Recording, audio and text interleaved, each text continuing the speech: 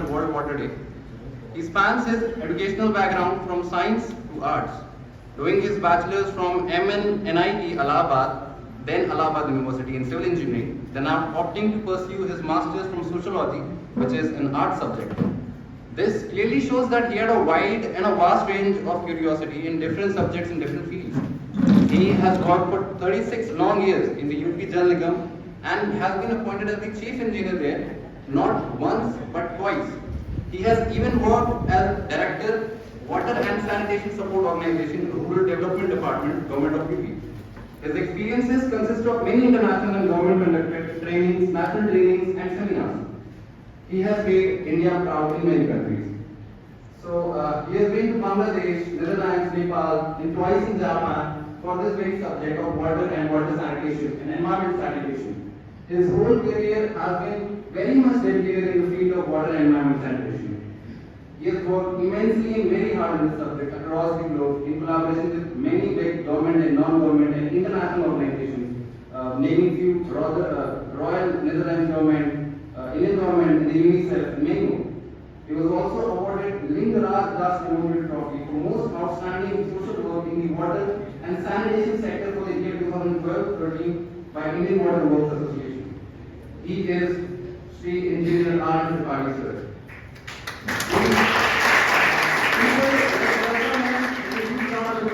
Sir, please you can take a session now.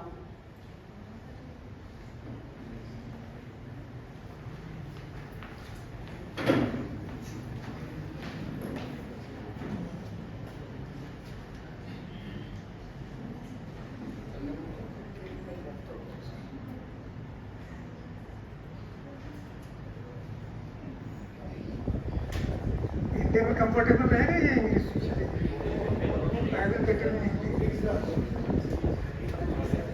तो आप सभी का इस सेमिनार में स्वागत है और ये बड़े हर्ष का विषय है कि लखनऊ यूनिवर्सिटी की जो टेक्निकल फैकल्टी है उसमें international world water day report ये चिंतन विचार का कार्यक्रम रखा है, जिसमें कि अगर हम देखें तो पानी केवल पेयजल या घरेलू इस्तेमाल की चीज़ है। अगर हम इस पे विचार करें तो जीवन का कोई भी ऐसा पहलू नहीं, ऐसा क्षेत्र नहीं है जिसमें पानी की दखलंदाजी ना हो। और ये जो हमारा प्लेनेट है इसको हम वाटर प्लेनेट ही कहते हैं, इंटरनेशनली जाना जाता है वाटर प्लेनेट के रूप में। वाटर प्लेनेट कहते जरूर हैं क्योंकि मोर देन 2/3 पार्ट इसका जो है पानी से ही है, लेकिन जब हम फ्रेश वाटर की बात करते हैं, ड्रिंकिंग वाटर की बात करते हैं, या ऐसा पानी जो कि हम अपनी लाइफ के लिए, अपनी डे टू डे नीड्स के लिए इस्तेमाल कर सकते हैं, it is very less, only 0.63% of the total available water on the surface. तो इसी से हम समझ सकते हैं कि इसका कितना महत्व है और ये कितनी ज़रूरत की चीज़ है और इसको संभाल के रखना कितना ज़रूरी है।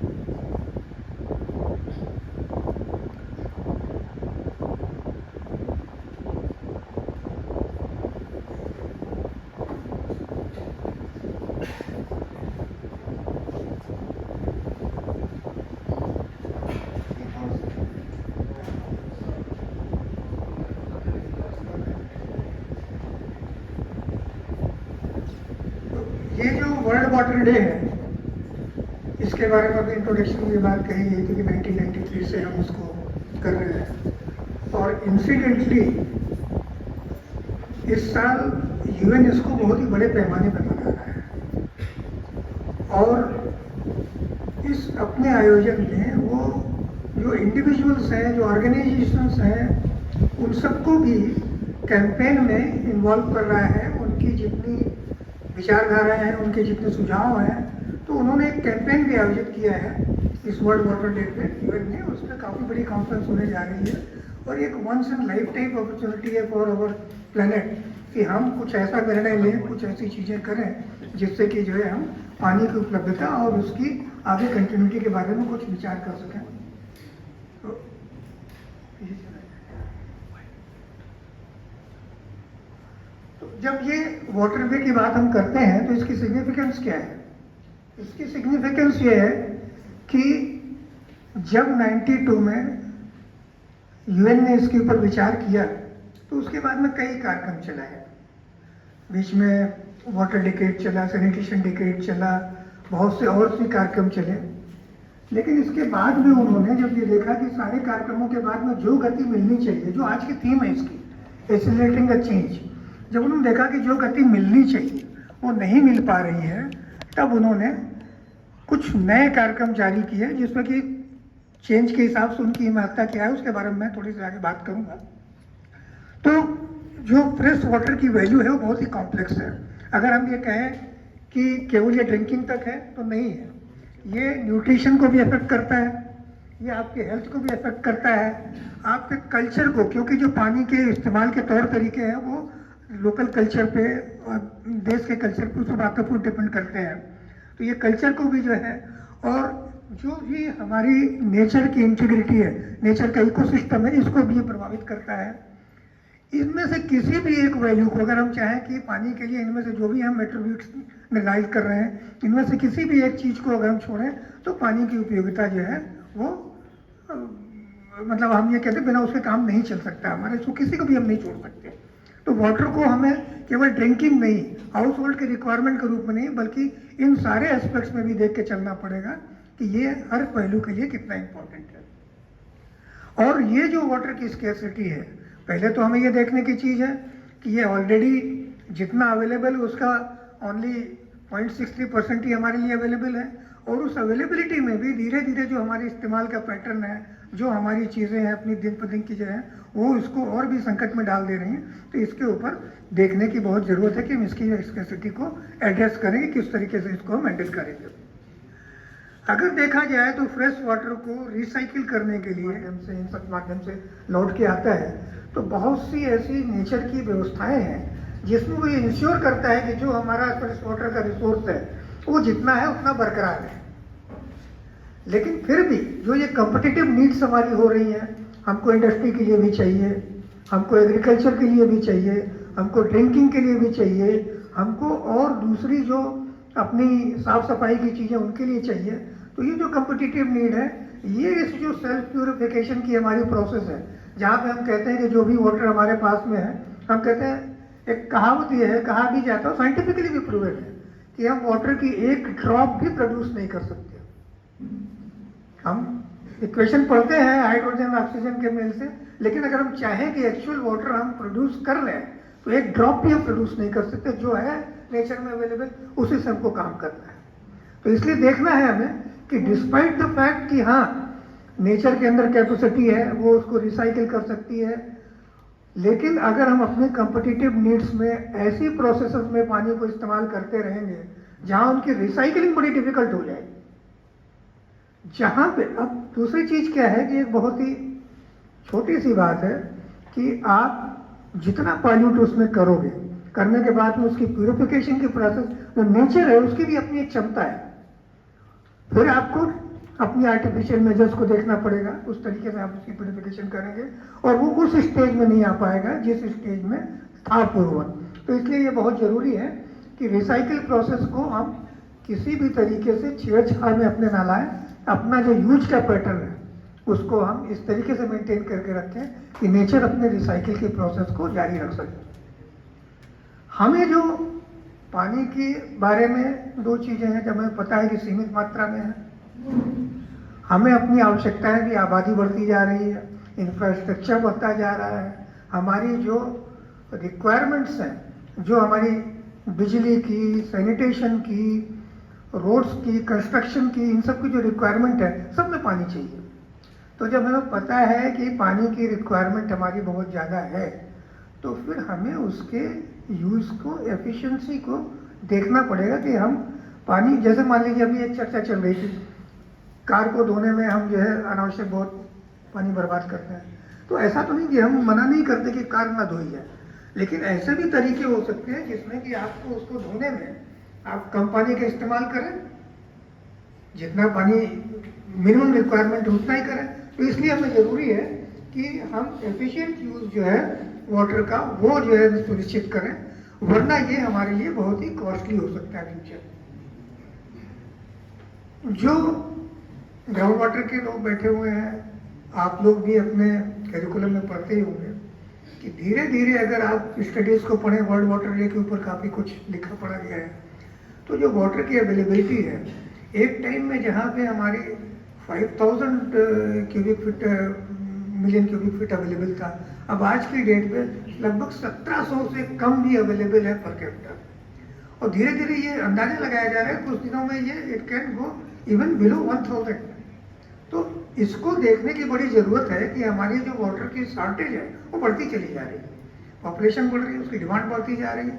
तो उसको भी हमें हैंडल करने की ज़रूरत है कि जो हमारा प्रेडिक्शन अभी चल रहा है उसके हिसाब से अगले 2-3 दशकों में हो सकता है कि हमारे लिए बड़ा मुश्किल हो जाए जीने के लिए, अपने दिन प्रतिदिन की आवश्यकता के लिए पानी का। अब जो इस साल की थीम है, मैं बेसिकली इसी पे कंसंट्रेट करने का प्रयास करूंगा कि थीम है एक्सेलरेटिंग द चेंज। तो हम क्या चेंज कर रहे थे, क्या हमें एक्सेलरेट करने की ज़रूरत है, कहाँ पे हम लैग कर रहे हैं। तो इसमें हम ये देखेंगे कि क्या प्रोग्राम्स हैं। चेंज तो उन्हीं को करेंगे ना जो हमारे प्रोग्राम्स हैं, उनमें कोई इम्प्रूवमेंट लाएंगे, तभी हम कहेंगे कि हम चेंज को एक्सेलरेट कर पा रहे हैं। ये सबसे बड़ी बात यह है कि जो थीम है ये हाईलाइट करती है कि जो अभी तक हम कर रहे हैं, जो हमारे काम करने की, जो हमारे प्रोग्राम्स की गति है या प्रोग्रेस है, उसमें बढ़ाने की जरूरत है। तो क्या करना है, हमें जो गवर्नमेंट के सेक्टर की जो प्रोग्राम्स हैं उसकी गति को बढ़ाने की ज़रूरत है, जो दूसरे इंस्टीट्यूशन है उनकी इन्वॉल्वमेंट को बढ़ाने की ज़रूरत है, और जो हमारे वाटर रिसोर्सेज है उनको इफेक्टिव मैनेजमेंट के लिए हमें टूल्स डेवलप करने के, प्रोग्राम डेवलप करने की ज़रूरत है। इंटरनेशनल कम्युनिटी, ये चूँकि इंटरनेशनल लेवल पे अब एक प्रॉब्लम हो चुकी है। अभी हम सौभाग्यशाली हैं भारत में कि कुछ एरियाज़ को छोड़ करके अभी बहुत ज़्यादा प्रॉब्लम नहीं है पानी। लेकिन अभी भी अगर आप बहुत डेवलप्ड सिटीज़ में जाइए, चेन्नई है, मुंबई है और बेंगलोर वगैरह है, आप वहाँ देख सकते हैं कि पानी के लिए कुछ एरियाज ऐसे हैं जहाँ पे एकेडमिक पॉइंट ऑफ व्यू से उतना इंटरेस्टिंग ना लगे। लेकिन मुझे लगा कि चूँकि हम एक्सेलरेटिंग चेंज की बात कर रहे हैं, तो हमें सबसे पहले ज़रूरत ये है कि हम देखें हम किसमें चेंज लाएंगे। तो जैसा मैंने अभी शुरू में कहा कि कोई भी चीज़ होगी, अगर हम कोई काम कर रहे हैं तो किसी प्रोग्राम के तहत कर रहे हैं, कोई एक सेट पैटर्न होगा जिस पर हम काम कर रहे हैं, उसी में तो हमें चेंज करने की जरूरत है। तो एक्चुअली यूएन में जब ये वर्ल्ड वाटर डे के बाद में इंट्रोड्यूस होने के बाद में बहुत से वाटर डिकेड और दुनिया भर की चीज़ें चालू, बहुत सी चीज़ें जब जो है बल्कि नहीं पकड़ पाई, तो उन्होंने फिर स्ट्रेटेजिक डेवलपमेंट गोल्स, जैसे 15 गोल्स हैं, उनको सेट किया वर्ल्ड के डेवलपमेंट के लिए कि डेवलपमेंट को अगर हमें एक सर्टेन लेवल पे लेके जाना है तो हमें इन गोल्स को भी अचीव करने की जरूरत है। तो ये गोल्स अचीव करने हमको 2030 तक, और उसके कुछ मिड टर्म गोल्स, कुछ ईयरली टारगेट्स भी फिक्स हैं, और हर टारगेट के लिए इंडिकेटर्स भी फिक्स हैं। तो ये जो SDG है, इसमें एक गोल नंबर 6 है जो कि वाटर एंड सैनिटेशन के लिए है, क्योंकि वाटर एंड सैनिटेशन ये दोनों इंटर रिलेटेड चीज़ें हैं। तो इसके अंदर जो है SDG 6 जो है वो कहता है ensure availability and sustainable management of water and sanitation of water bye 2030। तो इसमें जो 6.1 है वो रिलेट करता है सेफ वाटर से, जिसका कि ये रिजोल्यूशन है कि achieve universal and equitable access to safe and affordable drinking water for all. अब यहाँ पे जो एक शब्द है वो बहुत इंपॉर्टेंट है, यूनिवर्सल एक्सेस होना चाहिए कि सबको मिल सके पानी। ये नहीं कि आप किसी एक शहर को जो डेवलप्ड है उसके हिसाब से सोचें, या किसी कम्युनिटी है उसके हिसाब से सोचें। आपको सबके लिए सोचना है, पूरे टोटलिटी में सोचना है कि सबको एक्सेस मिलनी चाहिए, कोई डिफरेंशिएट नहीं होना चाहिए। और दूसरी चीज़ क्या है, इक्विटी। अब अगर हम देखें तो हम 2023 में हैं और 2030 तक का हमारा टारगेट है, लेकिन हमारा जो ऑलमोस्ट 80% ऑफ द वर्ल्ड, हालांकि कहा जा सकता है 100% डेवलप्ड कंट्रीज की बात छोड़ दें, तो बाकी जितने एरिया है उसमें सभी ऑफ ट्रैक है। अभी कोई भी टारगेट जो हमारा ईयरली टारगेट या मिड टर्म टारगेट है, मिड टर्म टारगेट बहुत ही बैटली मिस किए हैं। और अभी अगर हम देखें तो एलपीजी के टारगेट हमारे जो है वो बहुत ही पिछले चल रहे हैं। तो इसके लिए जरूरत है कि हम कम से कम जो असेसमेंट है कि अगर जो हमारी इम्प्लीमेंटेशन की रफ्तार है उसको अगर हम कम से कम 4 गुना करेंगे तब जाकर के हो सकता है कि हम अपनी एलडीजी गोल्स को अचीव कर सकें। और ये जो वर्ल्ड वाटर डे का या कंसेप्ट है या जो मंशा है उसकी वो पूरी हो सके। अब अगर आप देखें तो इसमें केवल ये नहीं है कि जो हम टारगेट को मिस कर रहे हैं उसके पीछे केवल चीज को देखें। अब जो ये एसडीजी गोल्स के लिए मैं थोड़ा सा संक्षिप्त में, क्योंकि जरूरी है कि हम ये समझें कि हमें किस चीज में गति लाने की जरूरत है। तो वाटर एंड सैनिटेशन कुछ प्रोग्राम्स हैं जो स्टेट गवर्नमेंट और सेंट्रल गवर्नमेंट के द्वारा चलाए जाते हैं। तो वाटर सप्लाई में सबसे पहले जो स्टेट गवर्नमेंट की हमारी वो MNP, जिसको मिनिमम नीड प्रोग्राम कहते हैं, वो चलाती थी। और इस प्रोग्राम को सपोर्ट करने के लिए गवर्नमेंट ऑफ इंडिया के द्वारा ARWSP accelerated rural water supply programme चलाया जा रहा था। बाद में इन प्रोग्रामों को एनहांस करके उसमें कुछ इंप्रूवमेंट करके भारत निर्माण और NREWP के नाम से चलाया गया। आज के डेट में जल जीवन मिशन के नाम से भारत सरकार के सपोर्ट से सारे पूरे भारतवर्ष की राज्य सरकार है, भारत सरकार के सपोर्ट से एक कार्यक्रम चला रही है जल जीवन मिशन, जिससे भारत सरकार और स्टेट गवर्नमेंट दोनों की लगभग 50% की भागीदारी है। और इनका लक्ष्य ये है कि मार्च 2024 तक ये टोटल रूरल पॉपुलेशन को, अर्बन का अलग से टारगेट है, टोटल रूरल पॉपुलेशन को मार्च 2024 तक हाउस होल्ड कनेक्शन के माध्यम से, functional house hold tap connection के माध्यम से लाभान्वित करेंगे। हालांकि अभी कंट्री लेवल पे अगर देखें तो हम लगभग 60% पर पहुंचे हैं। हमारा जो स्टेट है वो थोड़ा सा पीछे चल रहा है, क्योंकि काफ़ी बड़ा स्टेट है, प्लानिंग में सब में टाइम लगी है। तो अभी हम लगभग 35% पे हैं। लेकिन हमारा भी टारगेट ये है कि हम लोग जो है इसको मार्च 24 तक हर हालत में कमिटेड है, क्योंकि सारी प्लानिंग हो चुकी है, इम्प्लीमेंटेशन प्रोसेस चालू है। तो ये हमारा कमिटमेंट है। इसी तरीके से सैनिटेशन में भी कई प्रोग्राम चले, CRSP, टोटल सैनिटेशन कैंपेन और स्वच्छ भारत मिशन। अब इस समय जो है निर्मल भारत अभियान, इस समय यूपी का या कंट्री का अगर स्टेट की बात करें तो कंट्री में हम ये कहते हैं कि लगभग हमने सैचुरेशन कर दिया है सैनिटेशन का। दिक्कत कहाँ पे आ रही है? सिर्फ बैग्स की आ रही है। ये चीज हर जगह आ रही है। अभी ग्राउंड वाटर के साथ बैठे हुए यहाँ पे मेनली प्रॉब्लम क्या है? सिर्फ बैग्स। हम काम करते हैं, हम योजना बनाते हैं, 10 साल के बाद, 5 साल के बाद में, चाहे सोर्स डिफेक्ट होने से, वाटर की शॉर्टेज से या फंक्शनल डिफिकल्टीज और भी हो सकती है, इंफ्रास्ट्रक्चर की कमियां हैं।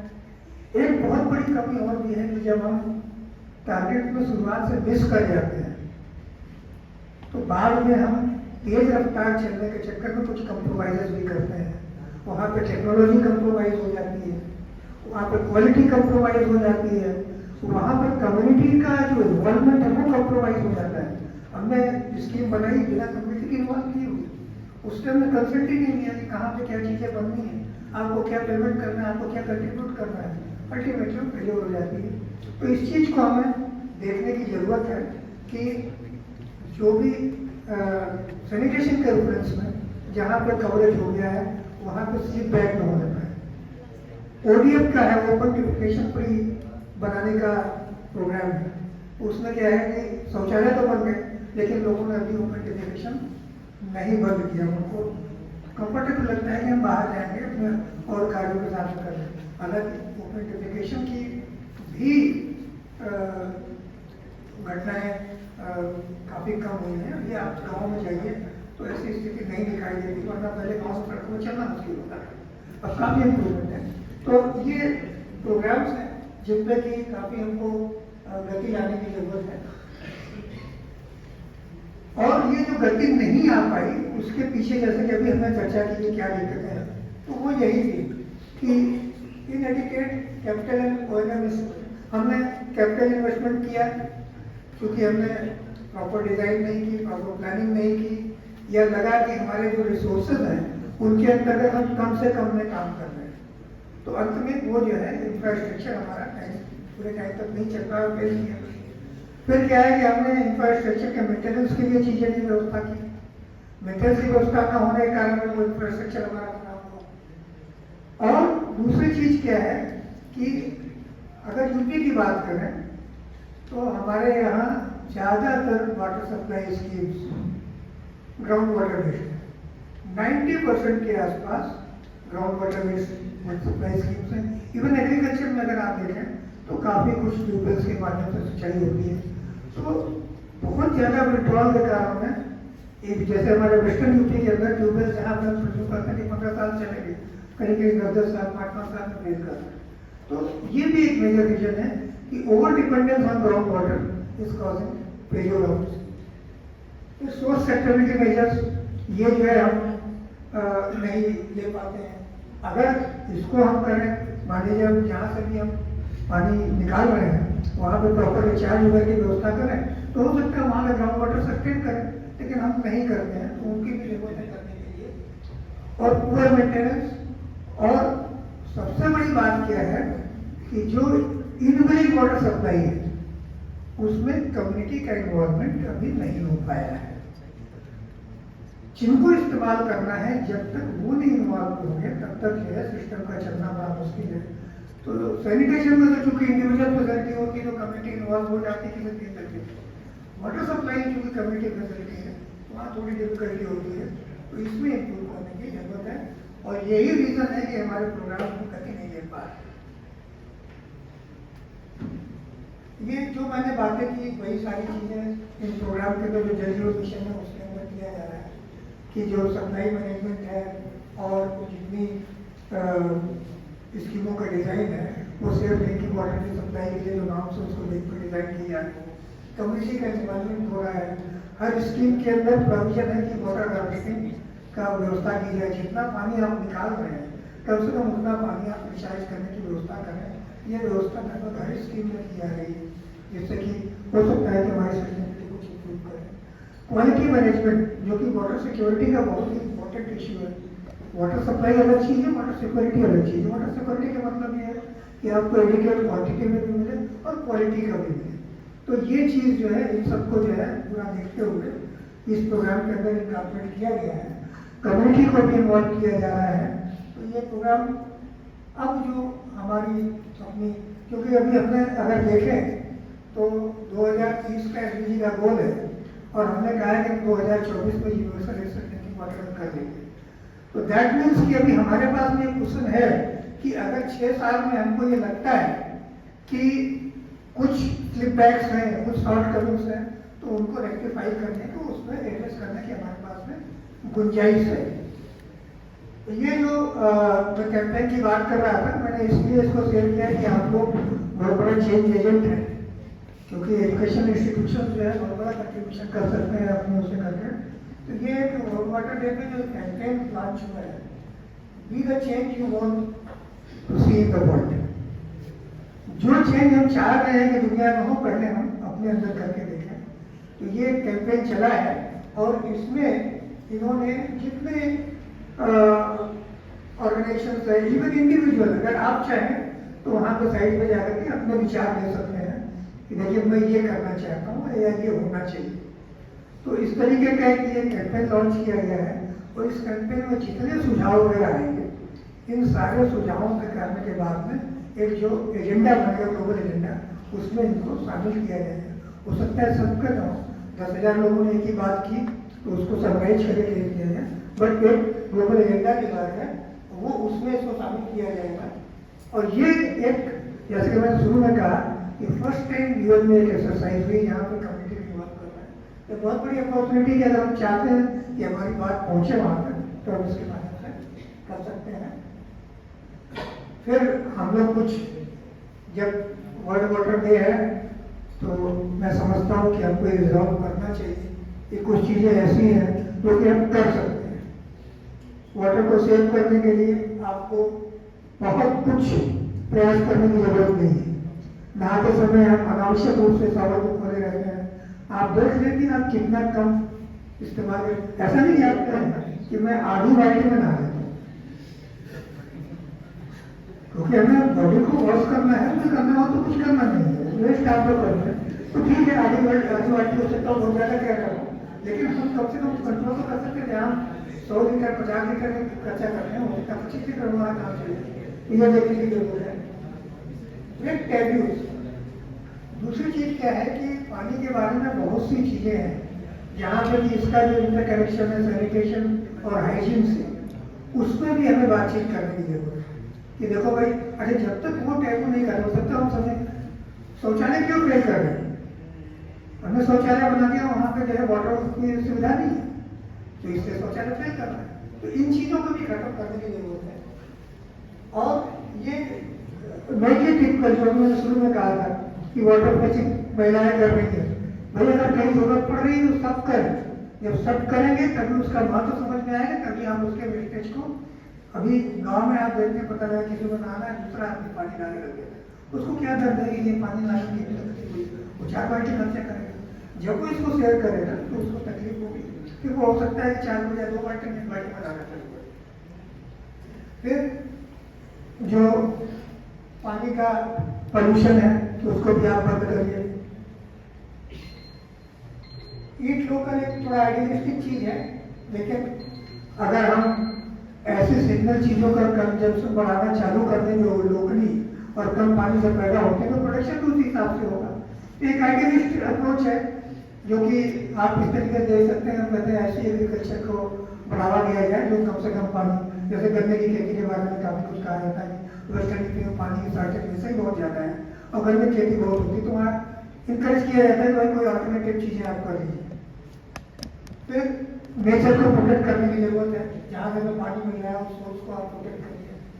प्रेशर बनाने की जरूरत है कि हम जो स्टेक होल्डर्स हैं या जो प्रोवाइडर्स हैं उनके ऊपर प्रेशर डेवलप करें कि आपको इंफ्रास्ट्रक्चर के डेवलपमेंट में, उसके मैनेजमेंट में आप एफिशिएंट सब सर्विस देने का कष्ट करें।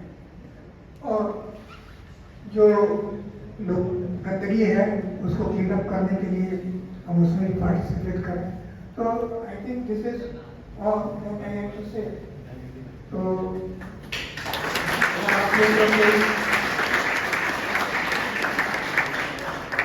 लोग तो अगर आप कोई प्रश्न हो, thank you.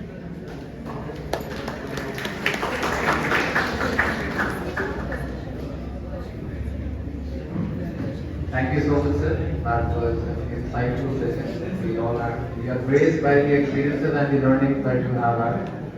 Now, I would like to request our dear honorable dean. Graduating from one of the most prestigious colleges in India, the Indian Institute of Technology (BHU) in Civil Engineering, and then joined CWE Group A Services as Assistant Director CWC in the year 1991.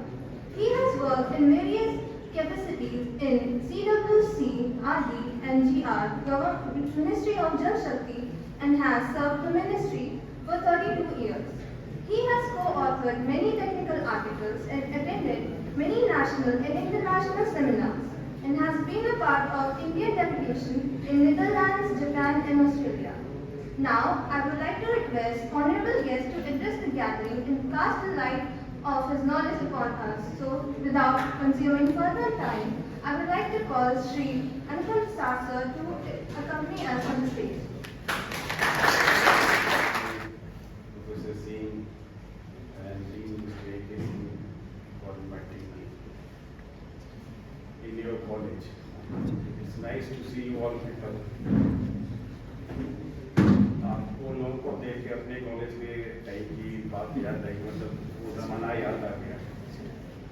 और आप लोग तो सब जूता पहने हुए, हम लोग चप्पलों में आए इस तरह के फंक्शंस में। मैं मेरे पास कोई प्रेजेंटेशन नहीं है, क्योंकि वाटर ऐसा सब्जेक्ट है जिसके लिए मेरे ख्याल से कोई प्रेजेंटेशन की कोई ज़रूरत नहीं।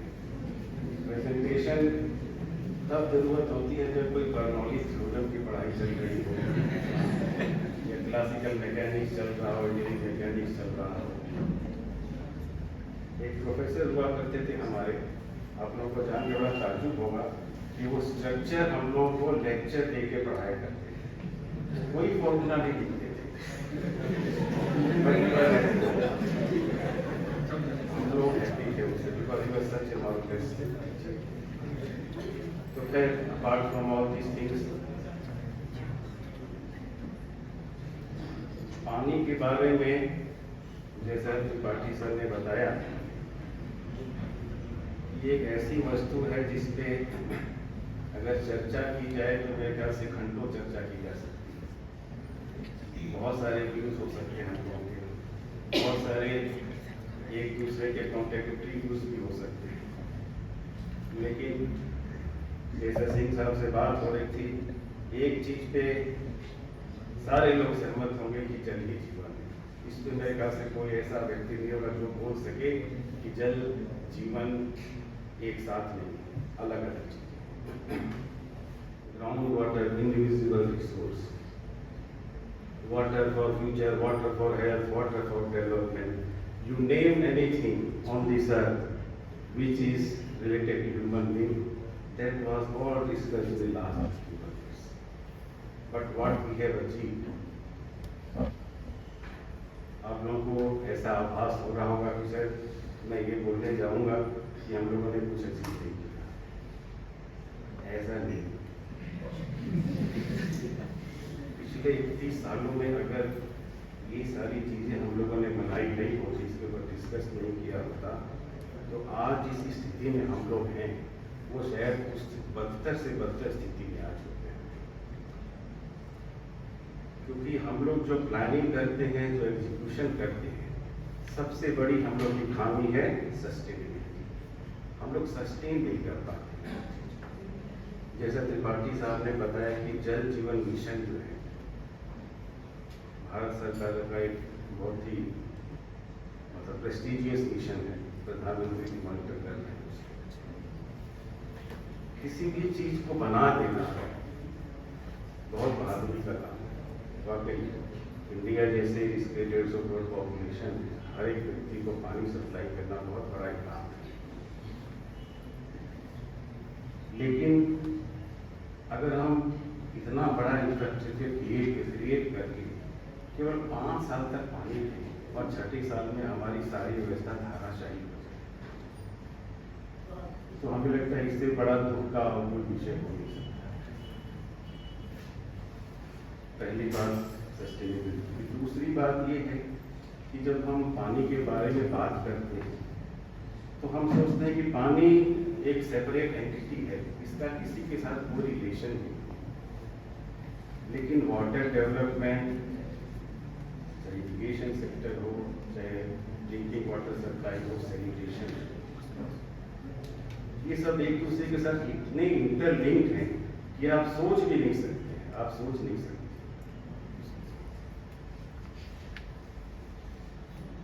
इसीलिए मेरा अपना ये मानना है, हो सकता है मैं गलत हो बाकी लोगों से, कि पानी एक ऐसी चीज है कि इसको अलग रूप से तो देखा ही नहीं जा सकता है। ह्यूमन एंथ्रोपोजेनिक एक्टिविटी, कोई भी एक्टिविटी वो भले और दूसरे नेचुरल रिसोर्स यूज करती हो, लेकिन पानी के बिना कोई ह्यूमन एक्टिविटी नहीं हो सकती। आज हम लोग यहाँ पे हैं, आप लोग सब लोग बैठे, हम भी खड़े हैं यहाँ पे। We are already consuming water, पानी हम लोग यूज कर रहे हैं। कोई बताएगा आप वैसे कि क्या यूज कर रहे हैं, कैसे पानी यूज हो रहा है, बताएंगे? लाइट चल रही है, पंखे चल रहे हैं, स्क्रीन है, ये सब कहाँ से आ रहा है? It is being generated somewhere, किसी पावर प्लांट में यूज हो रहा हो, चाहे वो आपका हाइड्रो हो, चाहे थर्मल हो, या चाहे न्यूक्लियर हो, चाहे कुछ, सब में पानी की आवश्यकता पड़ती है। मैडम मोबाइल चला रही थी, she also using water, she also using water. आप अगर इसी में जो त्रिपाठी साहब ने बताया ह्यूमन वर्ल्ड वाटर वीक जो है, उसमें एक कार्टून बना हुआ है, शायद आप मिस कर गए होंगे त्रिपाठी साहब, कि even a lazy person can help in saving water. Lazy person जिसको कोई काम नहीं है, दिन भर बिस्तर पे पड़ा रहता है, तो सवाल कि भाई वो क्या, वो तो कुछ कर ही नहीं रहा है, वो कैसे पानी की बचत कर सकता है। आज के डेट में सभी के पास मोबाइल है, वो लेजी पर्सन कम मोबाइल यूज करके पानी की बचत कर सकता है कि नहीं कर सकता। वो लेजी पर्सन है, वो दिन भर पड़ा रहता है, सोते हैं तो टीवी देखेगा या मोबाइल। तो that was a very good example, वो जो human water world water day का जो वेबसाइट है। मैं जो लेक्चर बोलिए या जो भी बोलिए, I am giving it as a critic with some examples, some food for thought, that's all. क्योंकि पानी के बारे में किसी को कोई हक नहीं है लेक्चर देने का, मेरा ये अपना मानना है, सबको सब कुछ पता है।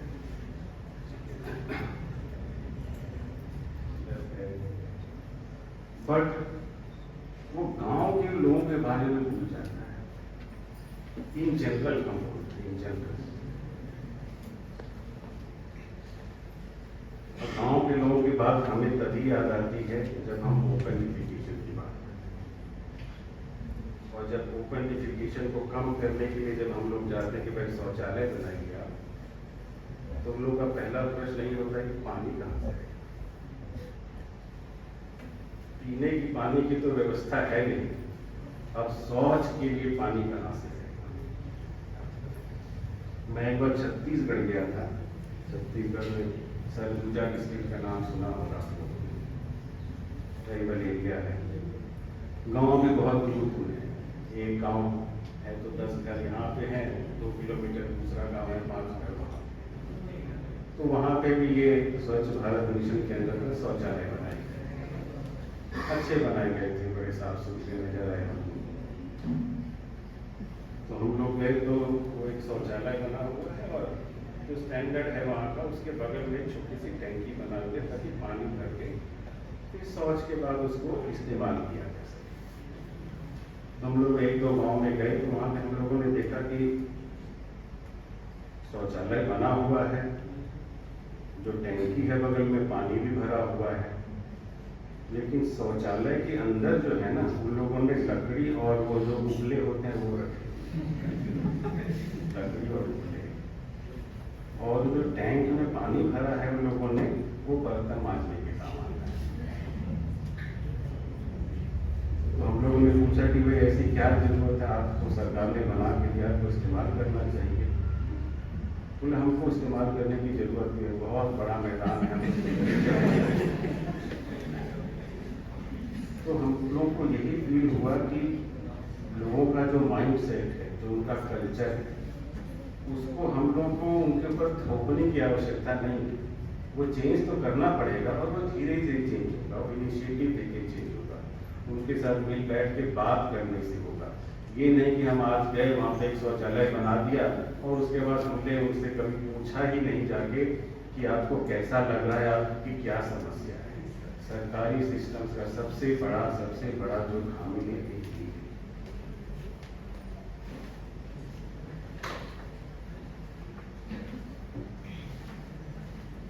मतलब हो सकता है मैं अपनी बातों से आप लोगों को थोड़ा सा मतलब मेरी जो एक सेंटेंस और दूसरे सेंटेंस से कनेक्ट नहीं हो पा रहा हो, I am sorry for that, लेकिन मैं जरूर इतना कोशिश करूंगा कि मैं थोड़ा सा एग्जांपल्स देके आपका मतलब मन भी बहलाता रहूं और आपके अंदर कुछ अच्छी बातें भी डाल सकूं। हम लोग कोई भी टेक्नोलॉजी यूज करते हैं, कोई भी टेक्नोलॉजी, आज सोलर पैनल और जो टेक्नोलॉजी इज ओल्ड, लेकिन उसका जो प्रचार और प्रसार हुआ है ये पिछले 10-15 सालों में हुआ है। आपको विश्वास नहीं होगा कि यूएस में इतने पावर प्लांट लगे हैं, सोलर पावर प्लांट, कि आज से 10-15 साल बाद जब उनकी लाइफ खत्म हो जाएगी, उनको डिस्पोज ऑफ करने की जगह नहीं मिलेगी। It is going to be such a hazard. और हम लोग भी अब वही अपनाने जा रहे हैं। तो मेरा कहने का मतलब, हम लोग कोई भी टेक्नोलॉजी यूज करें, कोई भी यूज करें, वो कुछ दिनों तक हमको लगेगा कि बहुत बढ़िया है, लेकिन कुछ दिनों बाद हमको पता चलेगा कि ना, इसके भी बहुत सारे आफ्टर इफेक्ट्स हैं। तब क्या करेंगे? हम नई टेक्नोलॉजी। तो एक टेक्नोलॉजी का जो बाई प्रोडक्ट है, उसको खत्म करने के लिए एक नई टेक्नोलॉजी, ये एक विशियस साइकिल है। तो मेरा कहने का यही तात्पर्य है कि मैं तो इसी निचोड़ पे पहुंचा हूं कि हमें अपनी जरूरतें कम करनी चाहिए। हम लोग के यहाँ से, हम लोग जो बैठे हुए हैं, कितने लोग सेकेंड हैंड कपड़े यूज करते हैं? कोई करता है? कोई नहीं करता है। आप जापान में जाइए, you will find second hand clothes mall है वहां पे, सेकेंड हैंड क्लोथ्स, और लोग जाके बड़े खुशी खुशी खरीदते हैं। जो लोग गुची और इसका अफोर्ड नहीं कर पाते हैं वहां पे, वो सेकेंड हैंड मॉल से जाके खरीद के लाते हैं। सच ए डेवलप्ड कंट्री, लेकिन वहां के लोगों में इतनी सेंस। तो हम लोग यहाँ भी आएगी, लेकिन समय लगेगा। वहां पे बहुत सारे मंदिर हैं, बौद्ध मंदिर जापान में। तो हर एक फ्राइडे को वहां पे एक मार्केट लगता है। तो उस मार्केट में एनीवन कैन गो। मुझे आज मेरा घड़ी अच्छी लग रही, हम जाके वहां पे बैठ जाएंगे। आई कैन, कोई आया, क्या घड़ी का रेट है, ले लिया। फिर हम घूमे, हमें लगा कि अरे ये तो डायमंड की घड़ी बड़ी बढ़िया लग रही, उससे खरीद लिया। तो चीजों को फेंकने से अच्छा है कि हम उसका रीयूज करें। रिसाइकिल की बात नहीं, मैं रीयूज करें। तो यहाँ पे भी चलान आएगा, लेकिन हम लोग की जो झिझक है वो मेरे ख्याल से आगे आएगी। क्योंकि यहाँ पे तो है कि जो सास का कहना है वो बहू नहीं कहते। यहाँ पे सास का कहना बहू नहीं कहते, क्योंकि सोना वही है, उसकी कीमत वही है, लेकिन जो अंदर में जो वो है ना, तो ईगो और जो बड़प्पन है, वो बड़ा हमारे काम वो आड़े लगेगा।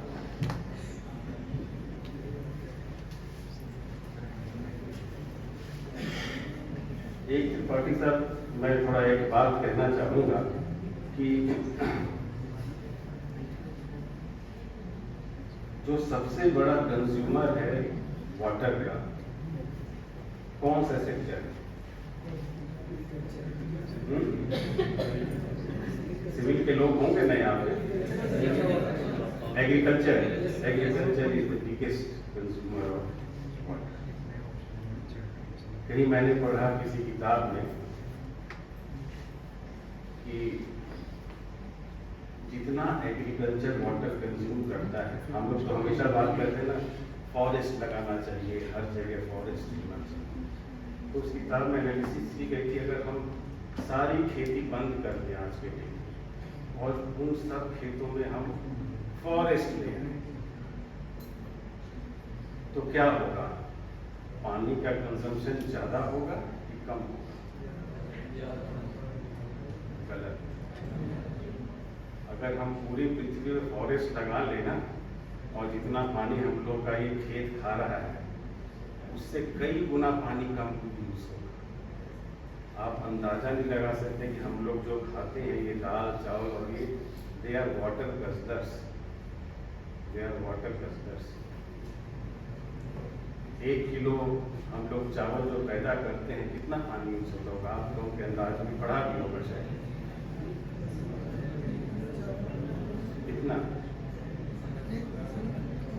1 किलो चावल में around 7,000 litres of water, 7,000 not a small.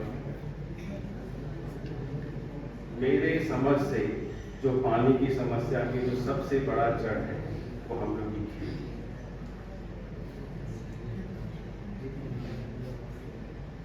Apart from that, जो इंडस्ट्रीज हैं they are also being concerned. हम लोग जो पानी पीते हैं, पानी यूज करते हैं नहाने धोने में, म्यूनिसिपल है वो, कुछ नहीं है उसके सामने, बूंद है बूंद, लेकिन उसी बूंद के लिए हम लोग इतना मारा मारी करते हैं। एग्रीकल्चर में जितना पानी यूज होता है वो शायद ही कोई कभी ऐसा भविष्य में भी कोई सेक्टर आएगा जो इतना पानी यूज करे और इतनी इनएफिशिएंट वे में यूज करे।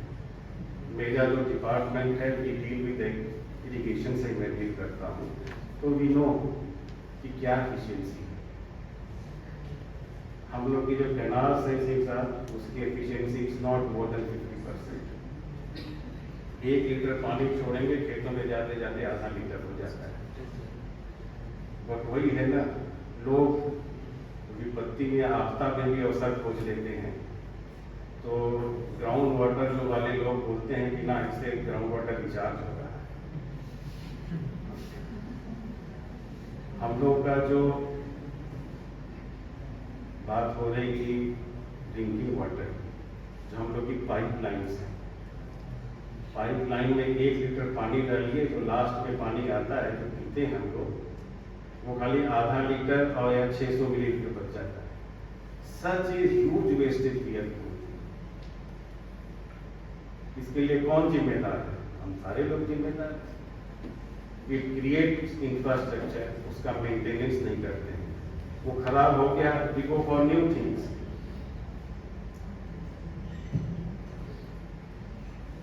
एक मैं लाइव एग्जांपल दूंगा आपको। आप सोच सकते हैं कि साल भर में हम लोग कितनी बार धान पैदा कर सकते हैं? कितनी बार होता होगा? आप लोग कुछ लोग तो जरूर एक बार नहीं हो सकता। बहुत सही बोले। साल में 3 बार एक ही खेत में धान करना होता है। इसका लाइव एग्जांपल है जो आपका उत्तराखंड का जो तराई वाला एरिया है, रुद्रपुर, उल्लासनगर, ये सब में आप जाके देखिए, साल भर में 3 बार फसल पैदा होती है चावल की। तो आप अंदाजा लगा सकते हैं कितना पानी यूज करते होंगे। क्योंकि तराई का क्षेत्र है, पानी की एबिलिटी बहुत है, लेकिन जिस दिन पानी की एबिलिटी कम होती है तब क्या करते हैं? ग्राउंड वाटर ड्रॉप करते हैं। ये जितना भी आर्सेनिक का प्रॉब्लम है, फ्लोराइड का प्रॉब्लम है, this is nothing but due to agriculture. आज से 70-80 साल पहले तो हमने कभी नहीं सुना था भी आर्सेनिक।